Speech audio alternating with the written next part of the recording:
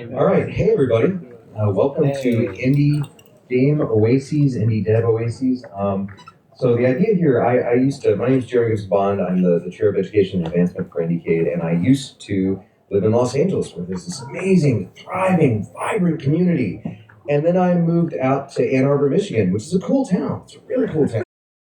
But there's not much of a community there. And so I started thinking a lot about, how would you create a community? And asking around, and these are three experts that I was told knew how to do this kind of thing. So left to right, we've got Ben Taylor, Don Rivers, and Chris DeLeon. Chris, by the way, is also the chair of Game U at IndieCade West. And I'd love for you guys to just introduce yourselves, talk a little bit about your real life job, and talk a little bit about the organizing you do. And then we'll kind of start into I'll ask them some questions, and you all can ask them some questions, and just kind of talk about ways to create and nurture these communities in various places.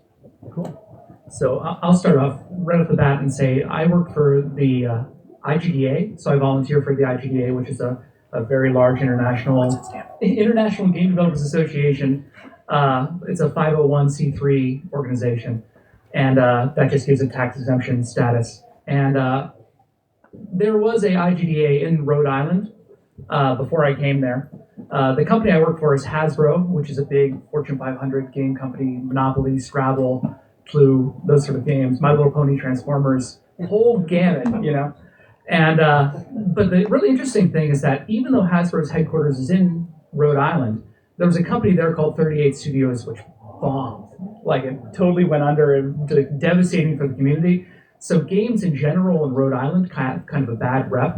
So coming in, and when IGA Rhode Island was handed to me, it was sort of like in the midst of all of this. So a lot of what I have to do for IGA Rhode Island is kind of recovering what games mean in that state. So that's what I do. Hi. Oh, is this on? Yes. Yes. Awesome. I'm Dawn Rivers. I'm a cinematographer for Harmonix Music Systems by day, but after hours, I dedicate a lot of my time working with the Boston Post-Mortem, which is Boston's chapter of the International Game Developers Association. And the thing that's been interesting about Boston and game development over the last couple of years is, Boston has had a very large game development community, but a couple of years ago when Irrational shut down and some of the other larger studios and MMO studios in the area shut down, we were bleeding a lot of game developers from the Massachusetts area. So the interesting challenge, like Rhode Island, for the Boston area has been, what can the IGDA do in Boston to keep and inspire talent within the greater Boston area? So we're all working really hard to continue to build up and expand the community again. So I'm Chris. Is this on? Yeah. Yeah, I could. You gotta get close. Maybe, yeah. So I build very different kinds of communities. I started. First of all, my career stuff. I used to be in AAA, then in casual web games, then in mobile iPhone indie games. But my passion throughout the past decade plus has been starting basically kind of recreational, beginner intermediate level clubs. Unlike, say, a lot of meetup structures, which take people from, they come in with their outside projects, talk about their progress and challenges there, they're sort of internal facilitating structures. So these clubs now, I'm on my third one. They've put out probably 200 some odd games since 2004. There's Carnegie Mellon's Club, Georgia Tech's Club. More recently, my one out was originally based in Los Angeles, but now a third of our members are worldwide because we do a lot of our collaboration online. We have videos of the meetings and so on. So we have members in Europe and Canada and scattered throughout the United States. But it's very much focused on building games that they want to make. And I think of it kind of like much more high school football or karate class or whatever, where someone does it because they want to do it. Some people find a career trajectory out of it. And for the rest of them, we emphasize that, like, if you do it and don't get a career out of it, it's not failure. It's still a thing worth doing. It's still enriching. It's still awesome. And because they focus on doing it at a low cost, they didn't burn through their savings doing it or whatever in the process. Cool. Okay. So I guess let's get right into the practicality of it. How do you get started, right? So I'm in Ann Arbor. I don't know anybody in Ann Arbor. How do I get started? How do I start attracting people? What are some good ways to do that? I'll go ahead and start. I think the first thing that you really need to do, especially if you are moving to the area or if you're familiar with the area and you just want to start something from scratch like that, it's really putting your finger on the pulse of the game development scene in your particular area. So what I walked into was a very negative area for game development. So I knew that the name of the game for the work that I did was going to be about recuperating what game development was in that area and encouraging all the local schools and those young developers to have the confidence that they could do game development. And, I focus it much on making a living with games. So talking about business plans and getting to your first game, which is a huge hurdle, making your first game and then publishing it, not just making it for your friends, for your class, getting it out there, and then talking about, what you need for your business plan. Because everybody in my particular community was really focused on the business plan, right? Because this company went under, the local government pulled out funding for it and it went under, and they had a huge spend for that. So to generalize it, I would say you need to think about the individual needs of your community and always be working towards meeting their particular needs. You may have strong feelings about what game development is and how you would want it to go. I certainly did. I wanted it to be more like Wacos Rancheros and be like a party atmosphere. and part of that was because I wanted to attract Brown University, RISD, New England Tech, and all of these local schools that were in Rhode Island. But as I've learned over the time that I've been doing this, it's really, you need to constantly be stepping back and saying, what is it that my community needs? Even if they don't tell you, right? I think when you're starting a new community, you have a handful of friends. You kind of have an idea for the trajectory. But you have to reach outside of your friends. You have to reach the people that have never heard of the IGDA and say, what is it that you need in order to have the confidence to start developing games? Yeah, to piggyback on school outreach, one of the things that makes the Boston Post-Mortem unique is we have a board of directors, and we make sure to, we kind of all make decisions about what are the community needs, what does the community outreach, what types of talks we want to do, what types of events we want to have, and to make sure that we're encouraging schools and new talent and people that maybe didn't even know they wanted to make video games participate. We make sure that not only do we have local teachers on the board of directors, but we also have students on the board of directors. We just brought on a new grad that's been really kind of being the voice for the young student body in the Boston area and what they want out of the Boston Post-Mortem. They were very dissatisfied about how we were handling social media, and he's been really helping us, step it up and direct it and make sure that the student body feels like they can communicate with us and we can work on building this community together. And Dawn, when you're talking about schools, are you talking about universities or high schools, or what level are you looking? Mostly universities. We've been talking a little bit about maybe high school outreach. Some of us have participated in local high school events where they're trying to get students interested in game development, but for the most part, it's been colleges and universities. Because if you have game studios in your area, or the likely folks that will be making their own game studios will probably be students who are graduating very soon. Yeah, so I like that you framed the question as, there's not one there, because basically it's acknowledging that you have to become the center of it, you have to build it. That I think there's too many pockets of places in the United States where there's lots of people frustrated that no one else in their area has started that group. When any single one of them could have become that lightning rod and been like, hey, we just need to get each other in the same place. We're all going to benefit from this. And then finding ways to grow those. And also, so even in spaces where it does kind of exist. So when I went to Georgia Tech, there was already a club that was supposedly about building games. In practice, they didn't really finish that many games. Not to fault anyone involved, just a matter of how that sort of organization was structured. So I popped up another one that did. Out in Los Angeles, there were other meetups, plenty of other meetups.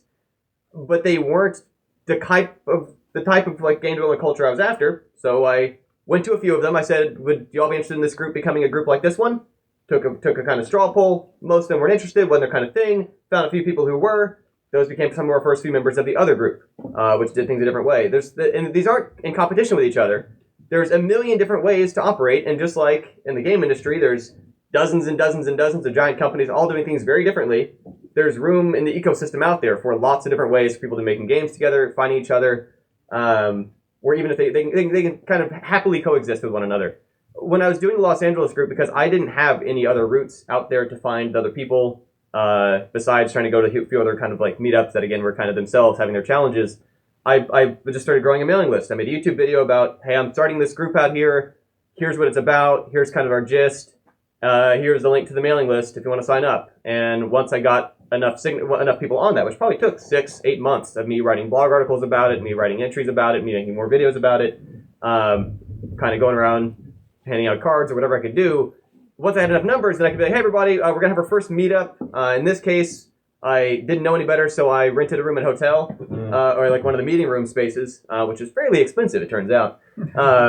After the fact, one of our members pointed out that public library spaces are much more affordable to rent, and that's still where we meet every single week for our group now, is over in the Beverly Hills Public Library, where we just have a room every single week, Thursday at 8 p.m. People in the area know they want to come out, hang out, network with us, see our progress on our projects. That's where it's at and where it's going on, and that's a low enough cost of rentals for that access to that space. And I'm sure in a lot of other spaces in the country, you can probably get virtually free access to these public infrastructure things your taxes are kind of paying for. And just to carry on this line of thought, please. and Chris and I used to work together for Will Wright's Stupid Fun Club. And I think one of the big differences, especially when we get to questions later, is that, Don and I, we both hold ours in bars, our development meetups, right? But yours is in the library. I think you've always been very, very good at engaging younger people and teaching them, as part of the philanthropy that you do. And, we're both exploring like ways to sort of engage younger audiences. I have a handful of high school students, but, I just would like to get out there and teach younger generations of kids doing this. So actually, it's to that point, so part of the way my current group has functioned, so obviously when we had university clubs, we could leverage the fact that these students had access to programming courses, etc., that would be interesting to them.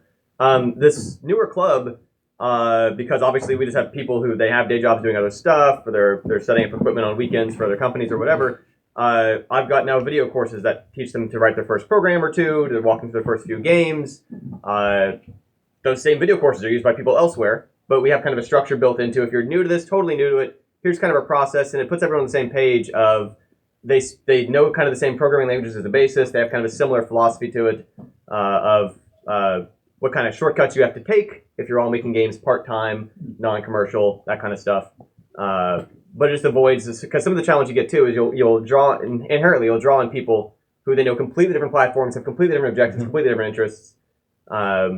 And if I can sort of, just one more thing that reminds me of is that in these groups, and this is again particular to an organization that we build games internally, an important part of our process that distinguishes it from how I've seen a lot of, say, even classrooms operate, is that someone pitches the game that they're leading, and there's sort of two things about that. One is that it's a game they could make poorly alone in the time that they've allotted for it, and that's to make sure that even, no matter who flakes out, they can keep it on track by filling in gaps. And it might not be as good as if someone else is focused on the levels, or the art, or the sound, or anything else, but the game can come out, it can happen on the time frame they promise, and that helps keep morale high for anyone who gets involved, of like confidence that their artwork, their whatever they do for it's going to wind up in this game.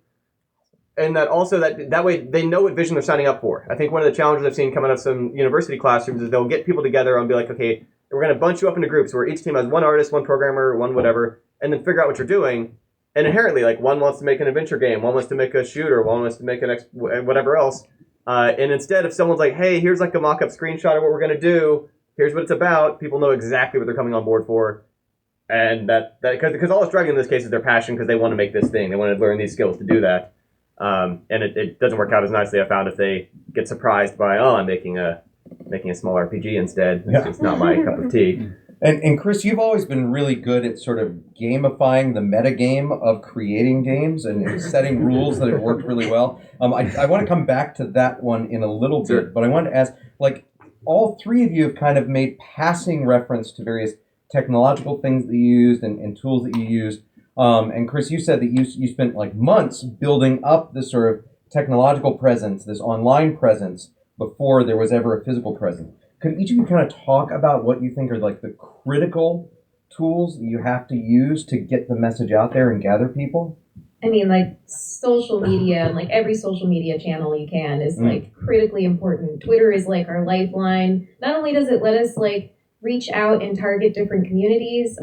So like, let's say you don't have a big college scene in the city that you want to start up your game meetup. if you do a couple of Twitter searches, you probably have software meetups, or you even have tech meetups, or maybe entrepreneurship meetups. Like, you could do a quick little introduction or find out about those meetups and show it up to them and like do partnerships with those groups. And that could be the way you leverage your gaming community. You know, they serve one purpose, but you could be the gaming arm of like your local software meetup that might exist. So Twitter definitely. Vine's been becoming like really popular with showing snippets of some of your speaker presentations. If you have like a speaker scene, and just getting people like helping them get a feel for how your meetups might be run. And leverage your community to feel like they have ownership in spreading the word.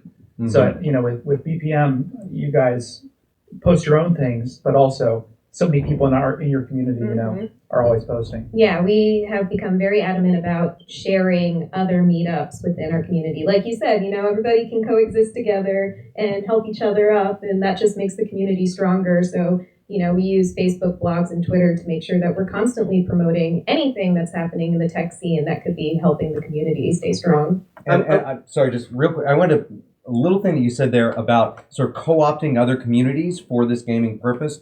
A lot of my students at University of Michigan have been going to things like the entrepreneurship competitions and that kind of stuff, and it's so much more exciting than a frisbee that has toilet paper or whatever the hell else they're doing there, right? You know, like to have a game, and they've been winning these competitions and actually getting money and stuff, and by taking advantage of the communities that already exist. Mm-hmm. I'm really glad you mentioned tech meetups in general, where no matter where you are, there's probably, even if there's not a game industry out there, there are programming industries or jobs typically scattered throughout the United States. And a surprising, maybe not surprising, number of those people actually got into programming because they loved video games at some point in their life.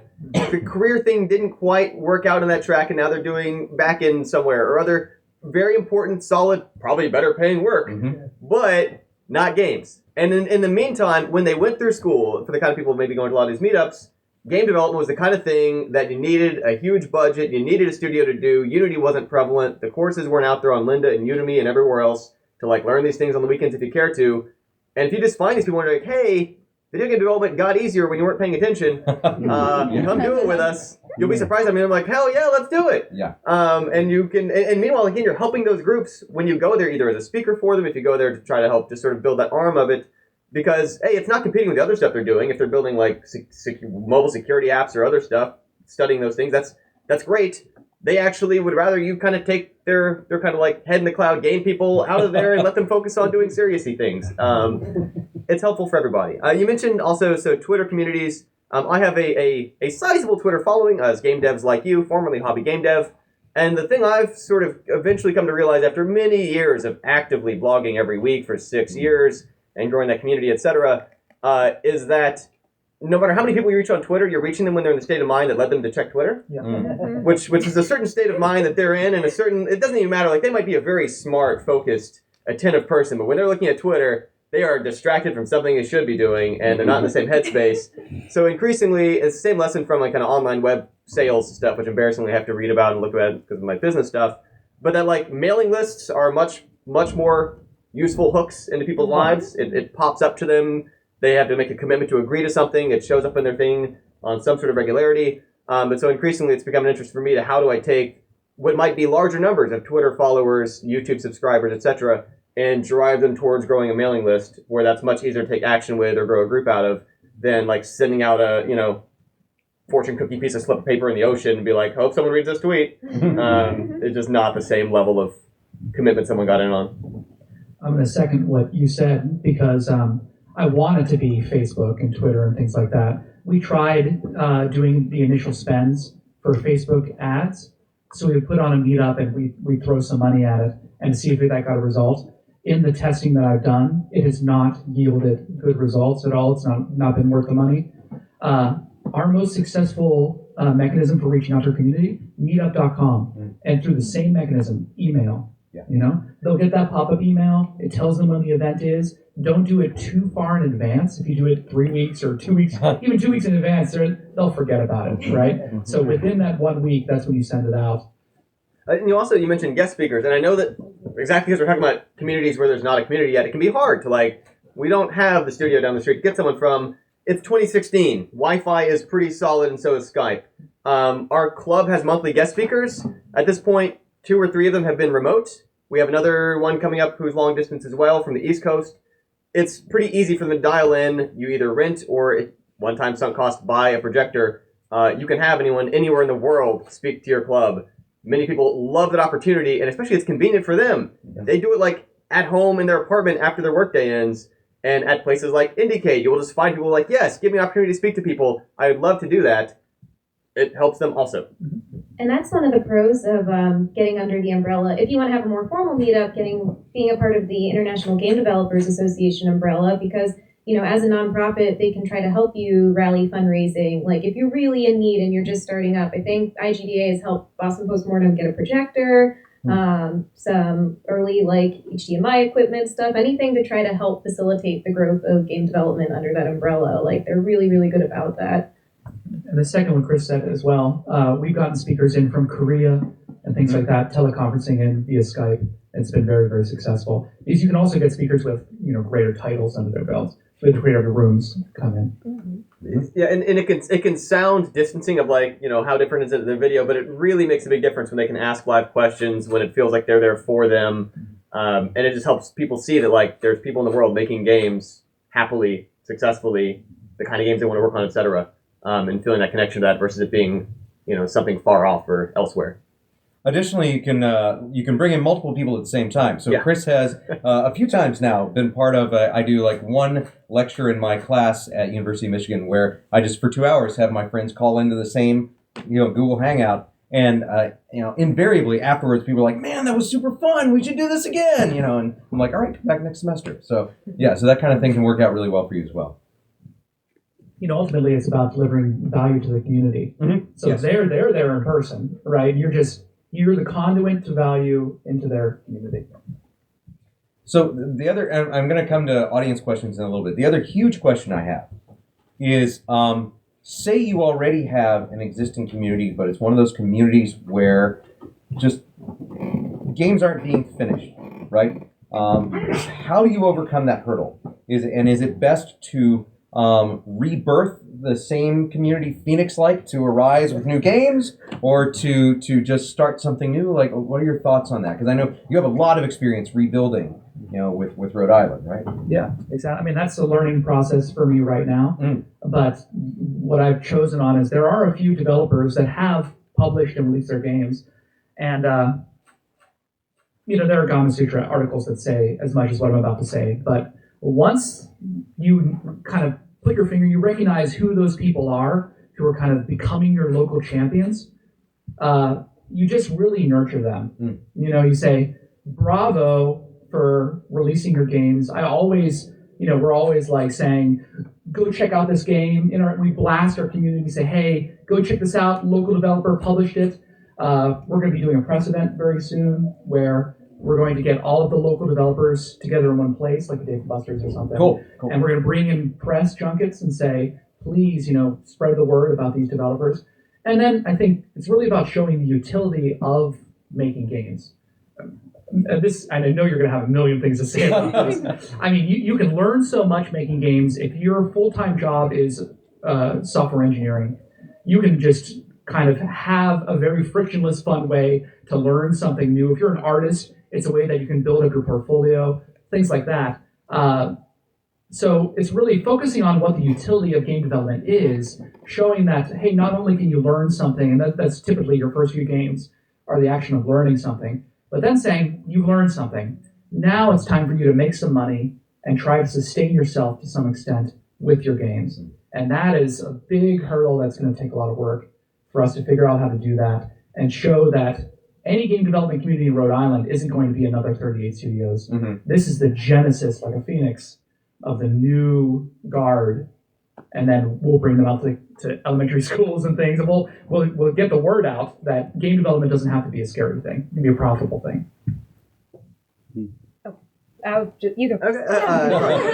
Okay. So one of the things that I used to do for a bunch of clubs, and I think it's become slightly less necessary as various other communities have changed in game jam culture and etc. But give these talks at the start of every semester, and one of the messages in it was that a Ferrari is not a polished Yugo. there's no amount of shine on something that just inherently, structurally was not an amazing thing is going to make it an amazing thing. And that's not to say that, like, feel bad about it, but it is to say at some point you recognize there's diminishing returns. We put a bow on it. We learn those lessons to take forward to the next project. You get the finishing experience, which is a completely different set of skills and ways of thinking than the early part of the project where you're just opening up all kinds of problems to be solved sometime later by future you. And you have to become future you and be like, oh my God, what was wrong with me?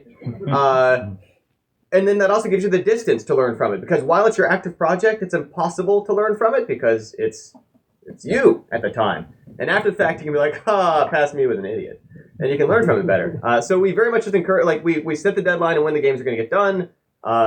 We release a thing at that date. It's not always 100%, but nothing gets fixes in faster than the game's already on the website. If you want to release updates, you can, but people might see it. And I also like this point you mentioned of put it out there where, like a lot of things in life, so when you have a chance to speak somewhere, you prepare a talk. It could have been a talk you could have prepared at any point in your life and stuck on YouTube, but you didn't because you didn't have an outlet for it. And there's lots of people who they could finish games, but where would they stick them? They don't know. But if you're a local community and you're like, we cross-promote each other's stuff, we have a centralized website where we can put it, we'll drive eyeballs towards it, maybe not a ton, but we will. We have a place to stick it. Now they have an outlet for it, and they know that if they finish it, it's going to go somewhere. And someone will look at it, even if it's their peers in that community. So I think that's also a huge distinction of give them a place to put it and highlight it, spotlight it. We put together demo reels of our games showing kind of keynotes of them, and we put their long credits at the end or whatever. But shine lights on the people, and they'll perform. Yeah, and then I was going to say, to totally tie into that, I mean, is everyone familiar with what a post-mortem is? Like, it is when the project is finished. Like, you kind of discuss what went well, what didn't go so well. And the thing I love about the Boston Post-Mortem, even though it's an IGDA chapter, we have focused most of our talks on, like, what have you learned from the finished product? So I think that's one of the things that we try to just, like, embed in the community and enforce is that, like, we highlight finished products and we make sure that all of the talks, we vet them when we have speakers come to talk about their game. Like, they're going to have really interesting and engaging lessons to imbue in our community. So, like, you could focus your meetups on finished products, and that could help encourage people to, like, understand what it takes to get a finished product out the door, and, like, what does that mean? Because we have, like, tiny indie games and, like, AAA size, like, Rock Band post-mortems and, like, everything in between. And it just kind of goes to show, like, finished means different things for different types of games, and we want to encourage you to get to that point and what's right for your product and your game. So you mentioned really briefly credits in there. Do you credit your local club on your game? Do you create some brand identity for that local club with the release of the game? We do have a logo and a trademarked brand identity, etc., which we encourage them to include in their thing, but it's up to each project lead if they want to include that on their credit screen, etc. What we do insist upon is extremely specific credits. And we have a few exceptions, but they weren't supposed to. Where, like, basically, we don't want it to be a pile of here's 6 programmers. We want to say, here's what they programmed. We don't want a pile of artists and say who did what character or level design, who did which levels. Because when they show it to their friends and family, when they show it to recruiters, when they show it anywhere else in the world, they want to know, which part did you do? Yeah. And it's very much the opposite mentality of when you open up Photoshop and there's just a blanket of names. And it's specifically because Photoshop doesn't, or Adobe doesn't want their people poached. Right. Being like, hey, I want the lead of this feature. You can't because it's just a pile of names. But our club's the opposite. We want to promote our people. We want to make real clear. And this also, I find, helps give some distance to people who, some people take it more seriously than others. To some, it's like a varsity sport. To some, it's like an IM club thing. To some, it's just this thing they kind of like semi-spectate and occasionally dabble in. And if they feel like they're not going to be blamed for the terrible art on level 3 because they're specifically credited as the art on level 2, no big deal. And the pressure's released and they're not going to fight over it. It's like a demo reel. Yeah. Cool.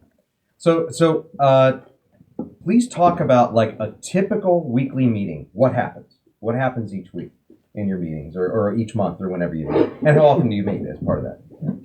One of the things that I've really tried to drive with my group is that we meet consistently now the 4th Wednesday of every month, which is typically the last Wednesday of every month. Mm-hmm. We meet 6 to 9. You can count on it, as a institution in your life that you can always go to and come back to. Yep. And I think that consistency was a really important part. I thought that, doing like a lot like how we're doing a panel right now, that's how I structured the talks that we had done in the past. So we had 25 speakers last year. And each of them were on a panel like this, and it felt like a one-off conference session every time because I feel comfortable in scenarios like this. So that's what we did. But then I listened to my community, and they were saying to me, we want laptops out. We want to, of course, be asked questions and meet great speakers, and maybe even potentially find a job at one of these events. But we need time at these events to actually develop. So we're looking at ways where we separate off the speaking room and we kind of open up the bar area to allow for them to pull out their laptop and to work like that. But it was about getting that consistency. And also, there are people that live in like Foxborough and areas that are right in between Boston and northern Rhode Island. So what we also did, actually, Boston Post-Mortem existed before the IGDA, which is kind of an interesting fun fact. So, and they existed long before the Rhode Island chapter of the IGDA. And they meet at the beginning of each month. Yeah, we also meet monthly, and we meet at the second Tuesday or Wednesday of every month. We try to be flexible because sometimes speakers have different conflicts, but exactly. Try to at least give them 2 days to choose from. So the reason why we chose the end of the month is to those especially industrious developers can choose to go to both if they want to. And there are some outstanding developers in our community that do go to both. Anthony Rotondo, creator of the Forgettable Dungeon, comes to both of ours. Cool.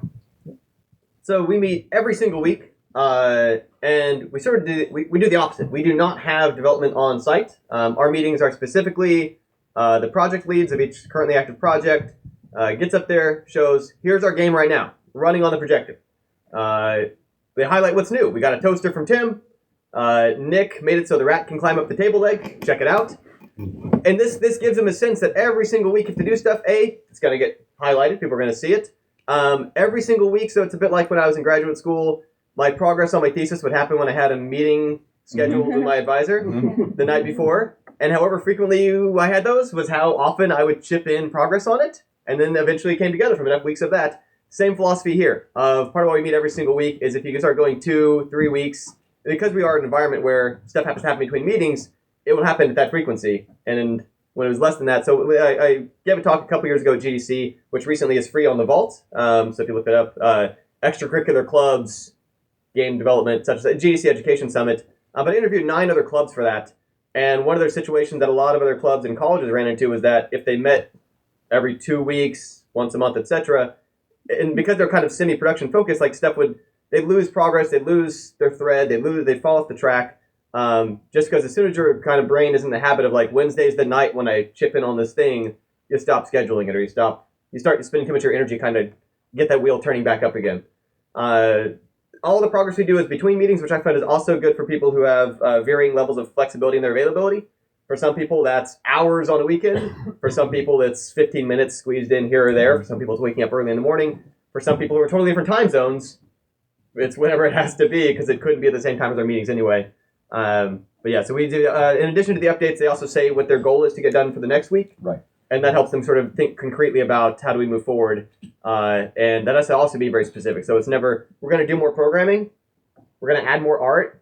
That's meaningless. We're going to try to have this character model. That we're going to have, this feature working. And they're always a little bit optimistic, which I'm a big believer in the philosophy of like, you should be hitting about 85% of your goals. So you're not setting challenging goals for yourself. And that's just a healthy thing to accept that like, we might not nail it, but we're shooting for it constantly.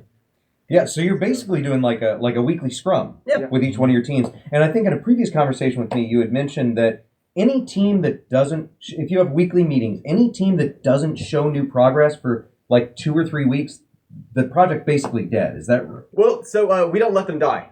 Okay. Yeah, and that's because like other people have chipped in on the team. Someone else has already made models for it. Someone has already done some sound or art or whatever. And the best way to kill morale, if that's your goal, is to have people work on games that don't come out. Yeah. They're never going to come back.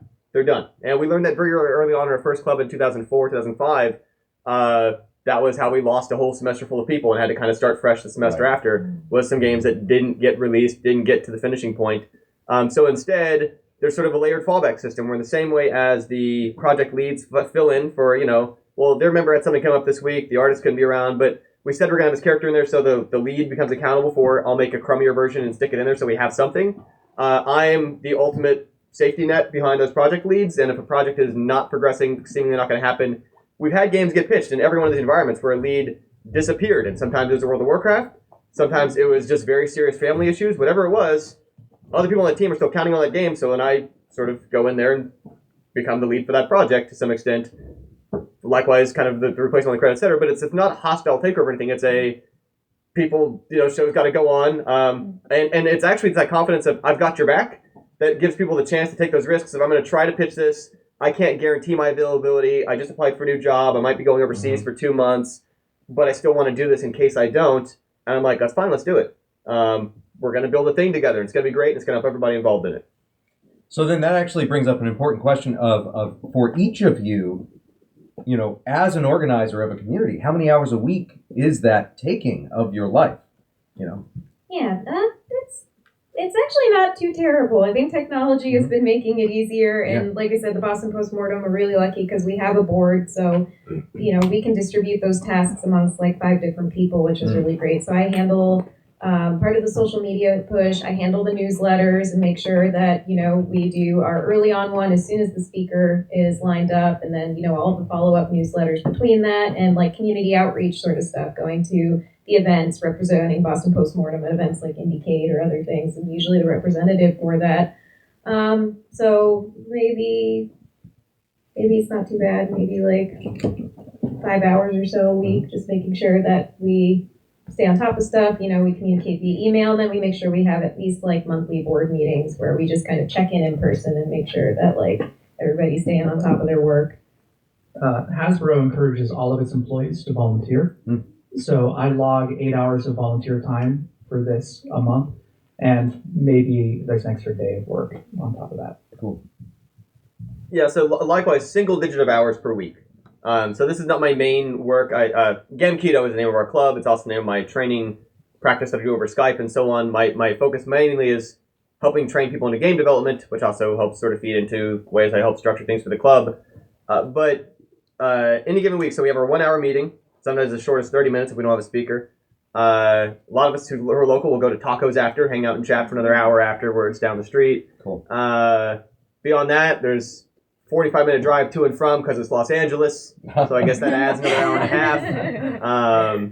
Then besides that, there's like maybe I probably chuck in an hour or two to the projects per week. I work very quickly, so that might be misrepresentative of the amount of work going on there. But yeah, it's not a whole bunch of time, and I mean, so I'm doing other work while I'm doing this. If I had to have a full-time job, I could still be running exactly the same group. Cool. Yeah. Okay, how about some questions from you all? Oh, okay. I'll go. Sure, in the back, yeah. Yeah. I'm from Beaumont, Texas. Hey. Super small town. Yep. And I myself am trying to get into game design. I do know that there's a game design program in my school that's super, super small that I've never even heard of because they don't talk about it.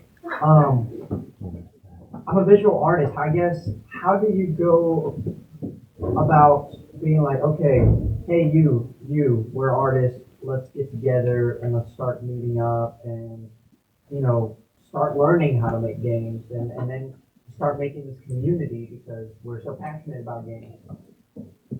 I think, so one thing, it might have been the wording, but we said like, hey, we're artists, let's get together. I think I'm a believer in the business idea of like 10 clowns don't make a circus. You need to be finding people who aren't like you. And the same thing goes for all of our clubs at these different schools where even though the core is usually programmers or computer science students, people who are really just technology comfortable, we'd also be constantly pushing for, we want writers, we want musicians, we want people who want to voice act, we want anybody and everybody, because part of the fun of it is people who think differently having to learn to work together and figuring out like artists think about time very differently than programmers do, et cetera, et cetera. The value of someone who has a producer hat they can wear even if they're also doing something else. So yeah, finding people who are not necessarily of the same skill set I think is actually maybe just as important. But again, as good as technology is, like I wouldn't even just necessarily think it has to be a local thing. There's lots of people in small cities, small towns. Part of what my club has, the international, like the abroad options and stuff, is people can work together remotely. You can find people in online forums, etc. There's all kinds of other services like mine that try to pair people up, etc. Fishing for other people in small towns who want someone to work with, a chance to kind of get some traction together, finds people who, want to work on the same kind of thing. Field of Dreams If you build it, they will come. Maybe, think about starting it yourself. I think, in my opinion, and I really have to applaud you, Jeremy, for putting this on, because IndieCade has independent in the name, right? And having a community talk at IndieCade, I think, is essential, because you've already kind of recognized an essential thing. And that's that you see already that a community would benefit you, right? Right. And if there are just a handful of other people out there that think in a similar way that you do, they'll see the need as well to come together and to leverage you and for you to leverage them. And that's, I think, one of the hardest things is just saying, in a world where we have 2 IndieCades a year, right? What is the importance of not being independent? What can you be a better game developer if you leverage a community than if you just did it solo? And I know many people that I've worked with even that would say, heck no. Right? I mean, I like being my last line of defense and deciding things on my own. But it's true. Like, try it both ways. Even if you're a very independent person sitting here in the audience and you're here because you want to know why community is important, just try it. Yeah. Just try it. Also, I think that a lot of what was said about playing off of other communities is really helpful. So you could go to Lamar University and just put up some flyers for a game club, and look on places like Meetup and just look for things that are related to programming, related to art, related to games, and sort of start. I mean, it's what, like $5 a month to run a Meetup club, and so that way, because when I moved to Ann Arbor, I thought there was nothing there. I thought it was a desert. And it turns out, no, actually, there's a few little clubs here and there that I've started to try and pull together and weave together into something maybe a little bit bigger. And I'm not doing a great job of it, which is why I wanted to talk to them. But I'm trying, yeah. Well, another thing that I would look at too, speaking of looking at other colleges nearby, look at the Global Game Jam's website and look at all of the different sites, because that can help cue you in to where there's potential for little game development communities. And you might find another college or site or location that had a lot of participants that you may have not been aware of. Like, you can look at all the past Global Game Jams, you can see where all of the different sites were, and then in a few months you'll be able to know where all the new sites for 2017 are going to be.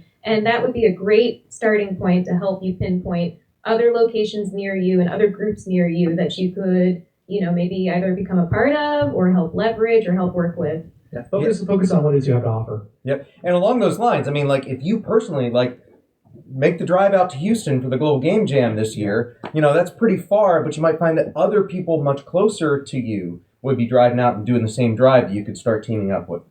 Yeah, and the other thing, and this I'm just trying to get, this is really common advice, I'm trying to get slightly more concrete, but it's start building things, start making games, and important things about that is to start with the simplest thing you can imagine. And so a lot of my training approach is built on a decades ladder of we build an early 70s game, which is a ball and paddle game with no particular trademark affiliations, which you block the ball from passing you, and there's like a dashed line net in the middle. And you can go to codeyourfirstgame.com, which is a free course that 20,000 people have now used to do that in an evening. It's not for software engineers, it's for anybody who wants to learn to program games. And that's a starting point.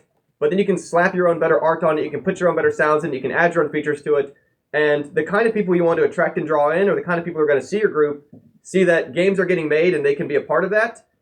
And if what they see instead is that you're talking about something that's way outside your scope and abilities, those same people will kind of hold off and wait and see for a long time, because that aircraft carrier is not getting built by a small group. But if you're showing, like, look, we're putting together canoes, they're like, yeah, look, there's canoes, they float. Let's get on the canoe club. Setting realistic stuff, building stuff, and incrementally better stuff will draw in the kind of people you need. Cool. Yes, sir. I actually would like to just make a comment alongside that. That's okay. Is that weird? I started a community recently with my partner back here, Chris, here in New York, and we've discovered that. I'm a designer. I come from running a design studio.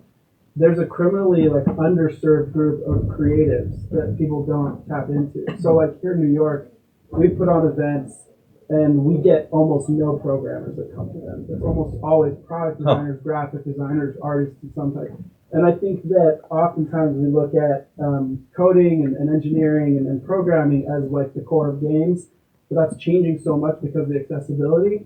So I think there needs to definitely be a more purposeful focus on groups of, we've spoken at creative agencies, and there's people that they have great salaries and they're working people and they're super fascinated by games and what they can do with them. Ad agencies, whatever. And it's completely like almost untouched.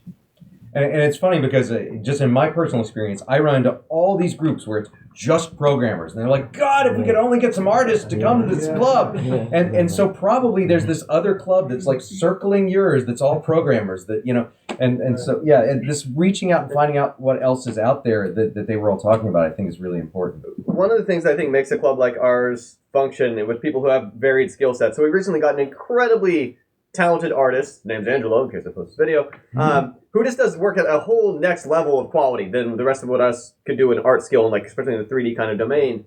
And it's a case where whoever's doing a certain thing, they have total autonomy over saying how it gets done. So if they're the artist, they decide what the art looks like. If they're the musician, they decide how the music sounds. If they're the programmer, they decide the approach to the architecture. Someone else in the group doesn't argue, no, we're going to code this way. Let them do their thing. They let them learn from their own mistakes. Most importantly, lets them build a portfolio that they want to show off their strengths and their interests in. It gives them an outlet that they're driven by, I actually want to do this thing. But for that to work, it's that no one in the group, no one on the team is sort of a servant's mentality of, I have instructions I need you to follow. Go build this thing for me. Your assignment is to program this for me, or your assignment is to make this art for me. It's very much a, hey, here's a thing we could use. If you want to make a different kind of creature because that's what you feel like doing, we'd love to build the game around that instead, and all trying to support each other in, we have these opportunities together in much less time and much less stress than any one person would alone trying to make something comparable without people who have other gifts and other interests and other ways of thinking. Cool. And if you really, I mean, you mentioned a lot of artists and creatives. We both went to college together at Ringling College of Art and Design, and we were just completely surrounded by artists. And when Ben did a game creation club to kind of serve the need of folks that wanted to make games, a lot of the stuff that we ended up making in that group were card games. Yeah. And like different, it doesn't have to have a software component to it. You have all the tools that you need.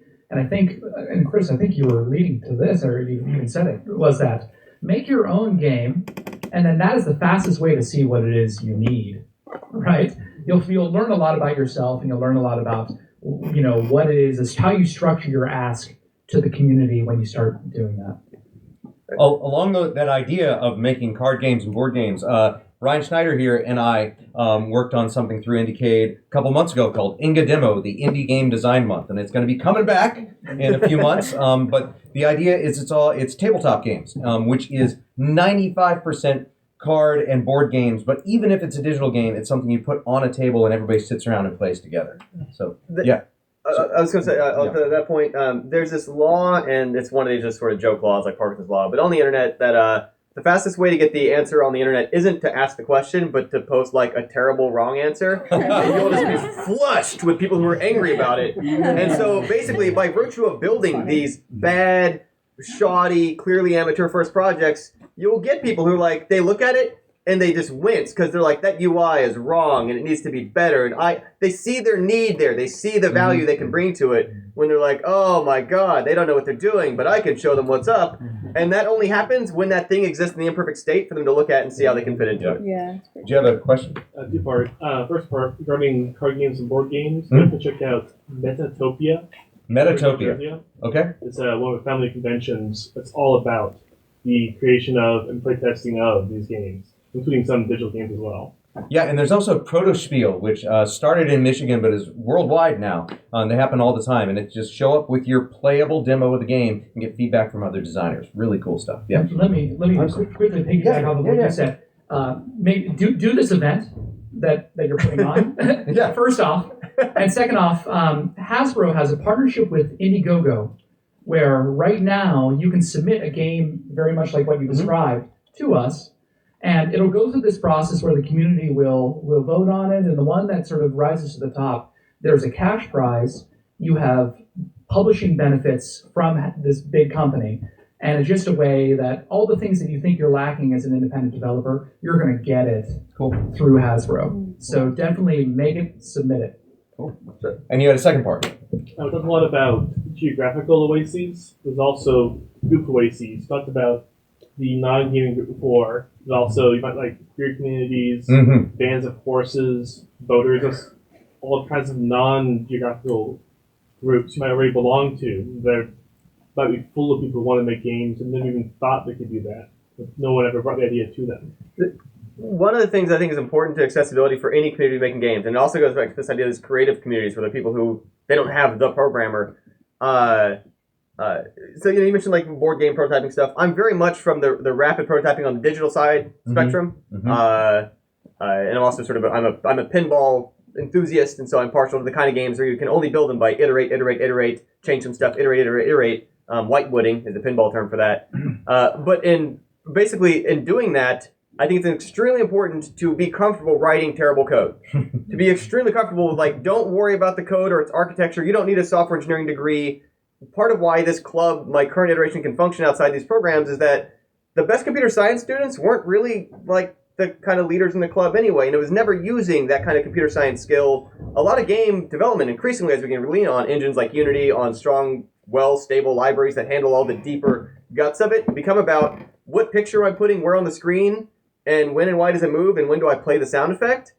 And at that point, the programming is actually, frankly, closer to like a carpentry skill of you just keep hammering the nails where they go until you build the thing, and you're not doing like Google algorithm computational, proofs or whatever. You just keep tacking away at it. And to the outside world, they don't care how mucky the code looks. And it turns out much of the game industry's history was also pretty shoddy, hacky stuff that shipped products. But to not think you need to find a professional programmer, that anyone in this time period in history can pick up the level of programming necessary to make your games function at least a proof of concept level, which you can then leverage to try to show around and get someone else more involved who, like, the interface thing looks at it and like, oh my god, what are they doing? I can do this better. Then you got them. Cool. One thing I wanted to mention, I really love that you mentioned like all of the different subgroups that might have overlap with games and they don't even realize it. Another benefit, if you wanted to start a meetup and you wanted to be a part of the International Game Developers Association, they have different special interest groups as well. So, you can start your main hub, but then you could also have a women in games special interest group or a writers in games special interest group or like, musicians in games, any one of those things. And the cool thing is by having those like kind of like subgroups, you can attract those other communities that she mentioned. Like it's the same thing. They might not realize that they are interested in games, but they're all writers. So maybe they want to check out this other local writing meetup, and it could be a great way to kind of facilitate, hey, here's another way that you could utilize your skill, and here's another group of people that would be interested in that as well. So ACM, for example, puts on a similar thing. People that either aren't familiar with the Association for Computing Machines, they're familiar with the special interest group for graphics, the SIGGRAPH conference. Yeah. So that's a part of ACM. So that special interest group can lead you back to the parent organization. My second club, VGDev at Georgia Tech, was founded under the umbrella of ACM on campus. We didn't have a lot to do with them and vice versa, but basically they already had like a constitution and whatever in place with the school, so we could just have meeting space. And then we eventually branched off a semester or two later. But yeah, those kind of organizations, again, like they support and foster these kind of things because they're not in competition with them. Yeah. If anything, they draw more people to them. Question? Yeah, I mean, you had mentioned we did the game challenge, which had a 6-week time frame and some pretty specific markers to try to reach.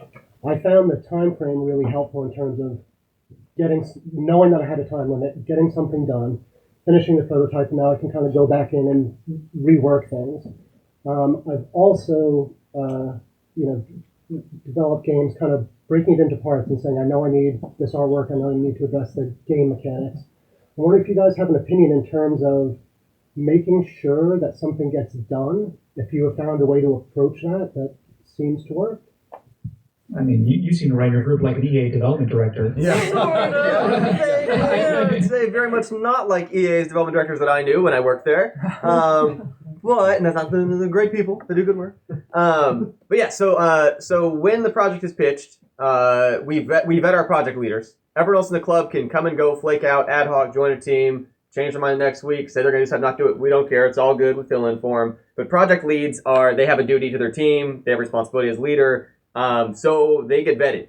And when they're preparing their pitch, they have a schedule of our schedule. Projects go between 5 weeks minimum up to 5 months maximum. We tend to encourage smaller on the timeline for newer developers when they start to learn what actually gets done in that amount of time. The 5 months is actually incredibly hard. People kind of waffle around, even if they've kind of been doing this stuff for a while.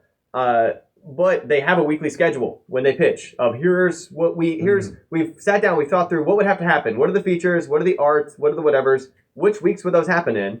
And eventually it always kind of like gets a little fuzzy later on and changes a bit. but it means that they've made when they think about, oh, we've had this new idea come up, this new opportunity in this project. Maybe we could divert it to make it about, space pirates instead or whatever. They're making concrete trade-offs so they can look at what's left in the schedule they haven't done yet and be like, what are we giving up if we add this other stuff?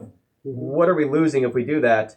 And meanwhile, we've also got this approach. So we had this, a lot of games will be kind of ambitious at first in their original vision. And they're like, all right, we're going to have our inventory system by week 3, right? And so basically our philosophy is whatever inventory system exists by week 3, that's the inventory system. And it might be a lot less than what you thought it was, but we know from looking ahead on the schedule that if you don't keep moving forward, the rest of it's not going to happen. And so it also becomes these like internal little smaller milestones. If I want a better inventory system, it's happening between week 2 and week 3. And that's my shot at it. Besides that, there's plenty else to be doing. Cool. Yeah. I know artists generally have great visions, and so do you think in these communities there's ever like a clashing of egos that happens? No. Not the organizations that I've run, or if they have been, it's actually been more about differences in, obviously, how to put it, there's people who like love to really push themselves and stay up late doing a bunch of stuff. And it's a bit like an industry. So crunch time, which is all the bad things people say about it. One of the innocent and well-meaning things that it evolves from is from people who don't have a family to go home to, who don't have other evening plans, who can stay at the studio later and work on things or whatever. And this is obviously real industry, not just our little clubs or whatever. And they're like, okay, well, I'm going to get in these extra levels, or I'm going to get these extra models, because this cool thing is my portfolio. It's going to get me my next job, and they know that. Or it's going to help this game sell, and they're hoping that really helps their career take off or whatever. And then that means that for the rest of the time, that has ripple effects. Now there's more bugs to fix for everybody else. There's more integration work to be done by everyone else. There's more other stuff. And so occasionally in these clubs, there's differences of work culture preferences. There's people who they're very much diehard about it. We try to find as best we can the middle ground of making sure people want to do a little or only doing a little. People want to do a lot, have opportunities to do a lot. But at the closest we have a conflict isn't even about vision, because they knew what project they're signing up for or not when they joined a pitch or not. Instead, it becomes about people who want it much more low-key and people who don't. And usually it's obvious enough from the projects which ones are kind of getting involved when they jump on. And again, our teams are very much fluid in flux. They're always safe to try it for a week. If they figure out, like, I don't like the way this project lead's run it, there's 2 or 3 other projects happening in tandem they can jump onto instead. Or they pitch their own. And let's just say you have a hunch that maybe ego is going to be a problem. If you want to squash that real quick, and I'm saying this from personal experience of being an artist that had no idea about what it took to make a game, and learning about how to throw all my assumptions aside and really learn how to do it. Have your group do a game jam. Have them do the global game jam together. Those 48 hours will teach you how to put your ego aside and listen to your team, and will kind of help you understand how important is it to you to have a finished product, and what are you willing to do to get there? And it's just a great community team building experience. Right. And like what Chris was saying, everybody has a different way of working as well. I mean, I couldn't even imagine suggesting a structure necessarily to my community, because for me, it's not about helping them achieve an output. For them, the output is you get together and you form a company or you start making a game together. And part of the journey is figuring out how it is you work.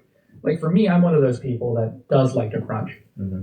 So when I worked for Nexon, I was working on an all-Japanese team, and it was 11 to 1 a.m., 11 a.m. to 1 a.m. every day. And you go, you have Ippei-chan for dinner, and that was it, right? And I liked it because I could just do nothing in my off time, and then just the concept of deep work. I love deep work. Most programmers, they hate meetings, and there's a reason for that. It's because it takes you out of your stride. So for me, when I hit my stride and I can just jam and nobody's going to bother me for 10 hours, that's beauty. That's beautiful. I think a lot of what's avoided the kept down the ego fights in our kind of groups is that so whoever's doing each thing decides how that thing gets done. Even the project lead doesn't have other say to no, it needs to be this way. All right, that's fine. That's how that's going to get done. Then in which case, then the limiting factor becomes their own skills and capabilities of what they can get done within the schedule that they have. And if it's less than what they were hoping for, then that's kind of the reality of it. And additionally, that it's very important for our clubs that everything we produce, and this is true for all 3 of the organizations, what gets released out of the club is free games. There's no microtransactions. There's no Steam sales. There's no selling. Now that said, they don't sign over any rights either. They keep their own work. If they want to go on later and put their component that they wrote on the Unity Asset Store, please do. We'd love to point that as a success story. If they want to go take their model and put it on TurboSquid, go for it. We don't care. It's not ours. You keep your stuff, whatever. But the game itself, when there's financial pressures involved, people get a lot more at each other's throats when they think that this is necessary to pay their rent, when they think this is going to decide whether or not they can become a millionaire or whatever kind of, say, nonsense in certain scales. Whereas when it's accepted like this is practice, the goal here is our skill improvement, not these games, and these are sort of a means to that end, the attitude about it cools down significantly. Great point. Yeah. Great. So we are right at the end here. I want to give everybody a chance to do like quick closing statements or anything like that. Plug your thing, whatever your thing is, whatever you want to do. So, Okay. go for it. What if? Oh no, I'm just kidding. I'm trying to think. Whatever, I'll go first. Okay, cool. So, another thing that didn't quite get mentioned, I believe very, very strongly in online burn down charts for your teams. And that's something that, whatever, my email address is jeremy@IndieCade.com. And if you send me that, I can respond to it. But it's a fantastic way for your individuals on the team to take responsibility for what they're going to do. And in my classes, I saw a massive improvement, not only in the student work, but also in their own feelings of confidence about their own skills when we switched to burn down charts. It was kind of unbelievable. And the latest thing we've done is we actually do a daily scrum within the burn down chart where even if you're not doing anything that day, you say, I'm not doing anything today, and so no one's expecting that from you. So that's been really helpful. And whatever, plugging things, I wrote a book called Introduction to Game Design, Programming, and Development that covers all three of those things. Design, prototyping, and development. I should know the chapter name of my own book. It's under my old name, Jeremy Gibson, and I'm writing a second edition this summer. Congratulations. So, yeah, thanks. Awesome. Yeah. So I don't really have anything to plug. Unless you're in the Rhode Island area, please, we welcome you to come by. You plugged your Hasbro thing. Yeah, well, but I will say, have a service mentality when you approach community. Whether you're the person running it or not, if you're just a member of an organization, have a service mentality. Think about what it is you're providing to the community, and don't expect to be taking. Always be thinking about what you're giving. And if a majority of your group has that mentality, you're going to have a very, very valuable group because everybody's going to be adding to it. It's going to have a reputation of having good atmosphere, and it's just going to be a very positive place. And what we need more of in the game industry is positive, safe places where people are contributing real value. Yeah. What Ben said and so much more. I mean, like the Boston Post-Mortem is a very small cog in like the grand wheel of the game development community in Boston. Like we couldn't do it if we didn't have other organizations to help facilitate the needs of the community, like Women in Games Boston, Boston Unity Group, Boston Indies, like Playcrafting Boston, which is like a very game creation focused event. So many different parts of that. And like we really work hard to work together, and like, one meetup can't do it all. So, find those different needs and see who wants to help spearhead those initiatives. If you want a deeper dive into how Boston collaborates with all of our different organizations, we did a GDC talk that was very Boston focused, that's free on the vault now, called It Takes a Village, Building Indie Game Communities. So if you'd like to look at a deeper dive, you can check out that GDC talk as well. All right, so the totally shameless plug at this point for gamkedo.com/club. That's GAMKEDO, no E in game, it's just gamkedo.com/club. We're now about 25 members strong. A third of our members are not in Los Angeles. Anyone would be welcome to be involved if you're interested in that, including if you have a group of 3 or more of you in wherever you are. I'll offer some sort of discounted rate to everybody involved. We do have dues. They're fairly modest compared to the university tuition people in our first 2 clubs paid to be involved in those groups. But because we'd love to have pods of friends and peers and groups scattered all over the place who are also building games with us, leading games with us, joining meetings by video, working with us on Slacks and Trellos and GitHubs, etc., as we do. Cool. Awesome. Thank you all very much. This was really helpful.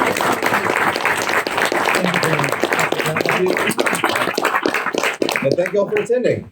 And I guess Chris and Ben have both been recording this, so we might be able to put it out there.